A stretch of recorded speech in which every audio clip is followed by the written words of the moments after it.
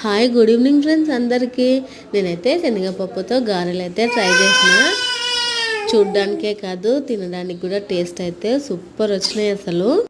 శనగపప్పులో పచ్చిమిర్చి అల్లం పేస్ట్ కొంచెం జీలకర్ర వేసి అయితే బరకగా మిక్సీ పట్టాను. మరి సాఫ్ట్గా పడితే రావు గారెలు అనేవి, మంచి షేప్లో రావు.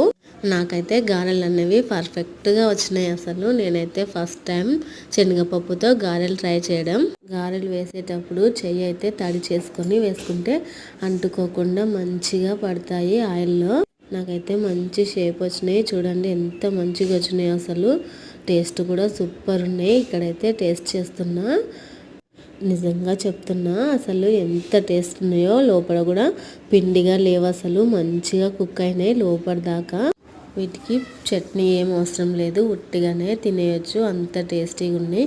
ప్లీజ్ నా వీడియో నచ్చితే లైక్ చేసి సబ్స్క్రైబ్ చేసుకోండి ఫ్రెండ్స్.